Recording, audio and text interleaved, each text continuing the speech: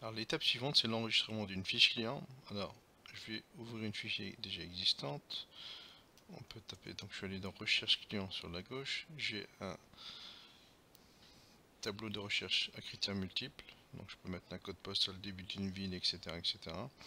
Et éventuellement, on a ici, dans tous les écrans de recherche, une recherche détaillée. Je peux rajouter d'autres critères de recherche. C'est assez pratique pour des recherches. Je sais pas, sur un code tourné par exemple. Donc je viens d'ouvrir la fiche client, je double-clique. J'arrive sur l'icône fiche client. Donc ici, vous avez ce que vous voyez en bas, c'est l'adresse de facturation et en bas, c'est l'adresse de livraison. Ce qu'il faut savoir, c'est que vous pouvez avoir plusieurs adresses de livraison et éventuellement avoir également plusieurs adresses de facturation pour un même client. Ça, c'est souvent des clients qui ont plusieurs sites où ils ont éventuellement un seul ou voire plusieurs endroits de facturation. Voilà, ici vous avez l'arborescence, donc le nom du client ici, l'arborescence. Alors pour créer une nouvelle famille dans la famille client, il suffit de cliquer sur les trois petits points et faire un petit clic droit sur l'onglet client pour dire par exemple particulier. Ok, donc là je viens de créer une sous-famille dans l'onglet particulier et je viens de créer une sous-famille qui est là. D'accord. Par exemple, hein, ça peut être toute l'arborescence. On peut descendre jusqu'à 5 niveaux. Ça permettra après de faire des statistiques jusqu'à 5 niveaux. Alors sur la droite, vous avez quoi? Le numéro de téléphone, l'adresse mail du client. Alors c'est assez pratique évidemment pour envoyer directement les factures, les documents par mail. Le site internet, fax, plus très utilisé, SMS, pardon, le GSM. Ensuite vous avez un onglet notes, voilà, c'est des notes internes. Une alerte que vous souhaitez rajouter par rapport à ce client là, notamment pour les clients qui ont des tablettes. Si le client s'est engagé à faire un règlement par exemple, vous pouvez mettre ici et ça va s'afficher. Conditions de livraison, donc là il y a une note qui va s'imprimer sur les bons de livraison.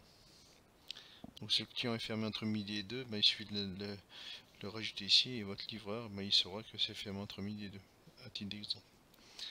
Dans l'onglet contacts, je vais avoir tous les contacts auprès de la société. Voilà, le directeur, ses coordonnées portables, son adresse mail, le responsable commercial, je sais pas, le comptable, etc. L'onglet suivant, c'est tout ce qui est info légale, le code APE, numéro de TVA, etc. C'est des choses qu'on peut rajouter. Je rappelle que quand vous faites une facture, il faut qu'il y ait votre numéro de TVA et le numéro du client, le numéro de TVA du client que vous avez en face de vous. Ensuite, tout en bas, c'est relatif à la tarification et au règlement. Vous avez l'onglet remise. Si le client il a une remise spécifique tout le temps, moi je peux mettre 10%, il aura tout le temps 10% de remise. L'encours accordé, c'est l'encours des factures non soldées. Donc il y a des clients qui seront en illimité et d'autres à 5000 euros. Alors qu'est-ce qui se passe quand le client a dépassé les 5000 euros? Soit vous pouvez avoir un blocage, soit vous pouvez avoir une alerte uniquement. Délai de paiement, il est à 30 jours net, 30 jours fin de mois, ce type de choses, ça paramètre par ici. Conditions de paiement, voilà, si c'est du virement, enfin, tous ces paramètres-là se définissent effectivement pour le client. Éventuellement, si le client, vous avez 10 bannes du client, ça permettra éventuellement de faire des prélèvements. Donc tout ça, ça se paramètre ici. Ce que vous avez sur la droite, c'est l'EDI, tout ce qui est Electronic Data Interchange, c'est tout ce qui est facturation électronique. Entre plusieurs utilisateurs du logiciel Akead, vous avez possibilité de vous envoyer les documents d'achat de vente au format EDI. Dans l'onglet divers, si vous avez l'onglet ou le module fidélisation, vous allez voir en temps réel le nombre de points de fidélité qu'a le client, avec sa date de naissance, etc., avec une date de validité de la carte. Ensuite, pour les gens qui font de la livraison, en bas, on a une notion de code tourné. On peut associer un client à un code tourné. Ça permettra de faire des statistiques sur tel et tel code tourné. Éventuellement, les commandes, elles arrivent.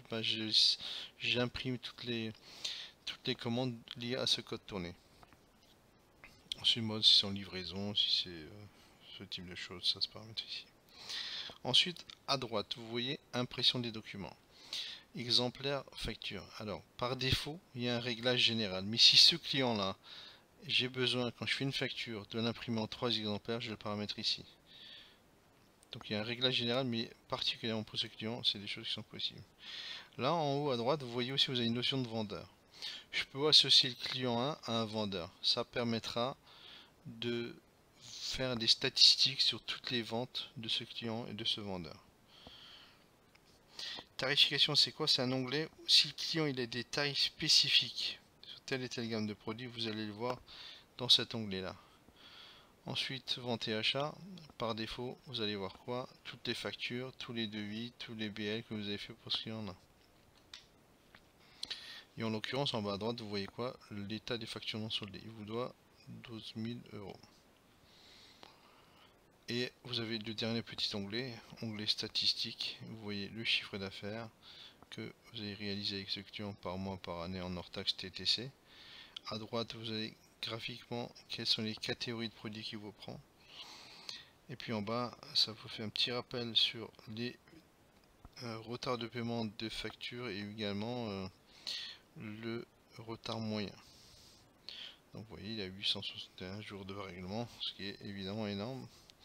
Donc ça, c'est des choses qui peuvent se mesurer. Ça permet de mesurer la performance du client. Donc plus la fiche client sera bien remplie, plus vous allez gagner du temps dans votre gestion.